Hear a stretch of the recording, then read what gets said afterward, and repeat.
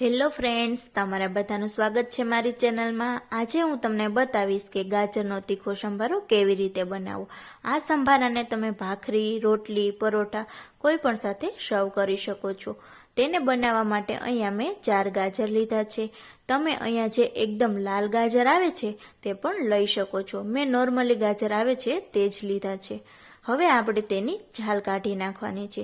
તો સૌ પ્રથમ આપણે એક ચાકુની મદદથી તેનો આગળનો અને પાછળનો ભાગ કાઢી લેવાનો છે। આ ભાગને તમારે તેમાં એડ નથી કરવાનો। બંને ભાગ સરખી રીતે કટ કર્યા પછી આપણે તેની છાલ ઉતારી લેવાની છે। બધા જ ગાજરની છાલ સરખી રીતે ઉતરી જાય પછી આપણે તેમાં કટ લગાવવાના છે। આવી રીતે એક ગાજર હાથમાં લઈ અને તેના મીડિયમ સાઈઝના વચ્ચેથી 3 કટ લગાવી દેશું। પછી આપણે એક એક કરી અને પતલી એવી ચીરું કરી લેવાની છે। આ ચીરું કરતી વખતે એક ખાસ ધ્યાન રાખવાનું છે કે વચ્ચેનો જે ગાજરનો ભાગ હોય છે પીળાશ પડતો તે આપણે કાઢી લેવાનો છે। તેને આપણે આ સંભારામાં એડ નથી કરવાનો, નહીંતર તમારા સંભારાનો ટેસ્ટ સારો નહીં આવે। આ સંભારાને તમે સ્ટોર કરી અને 3 દિવસ સુધી રાખી શકો છો। આવી રીતે આપણે બધા જ ચીરિયા કરી દેવાના છે। ચીરિયા બહુ જાડા નથી રાખવાના। ત્યાર પછી એક વાસણ લઈ અને તેમાં એક પાવરું આપણે તેલ નાખીશું।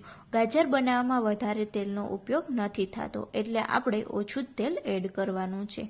અહીંયા મેં તેલ સરખી રીતે ગરમ થઈ જાય પછી આપણે ફ્લેમને બંધ કરી દેવાની છે અને 30 સેકન્ડ માટે તેલને થોડું એવું ઠળવા દેવાનું છે। ત્યાર પછી તેમાં 1 ચમચી જેટલું લાલ મરચું એડ કરીશું। જો તમારે વધારે તીખા ન ખાવા હોય તો અહીંયા તમારે કલર માટે ફક્ત કરવા હોય તો કાશ્મીરી મરચું પણ એડ કરી શકો છો। અને ચટણી આપણી બળે નહીં એટલે આપણે તેને હલાવી લેવાનું અને પછી જે ચીરિયા કરેલા છે તે નાખી દેવાના તેમાં અને સ્વાદ પ્રમાણે ઉપરથી આપણે થોડું એવું મીઠું નાખીશું।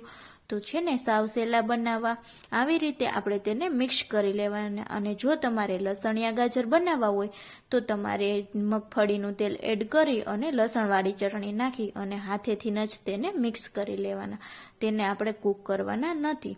આ ગાજરને કૂક નથી કરવાના, ફક્ત 1 થી 2 મિનિટમાં જ આ પ્રોસેસ થઈ જાય છે। તો તૈયાર છે આપણા એકદમ સરસ ટેસ્ટી એવા ગાજર।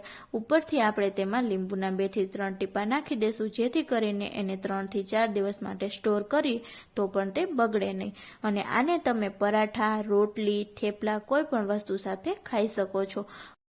ખાવામાં તો ખૂબ જ ટેસ્ટી લાગે છે આ ગાજર। તમે પણ જરૂરથી બનાવજો। જો તમને વિડીયો ગમ્યો હોય તો તેને લાઇક, શેર અને મારી ચેનલને સબસ્ક્રાઈબ કરવાનું ન ભૂલતા, જેથી કરીને નવા વિડીયોની નોટિફિકેશન તમને મળતી રહે। આવજો। જય માતાજી।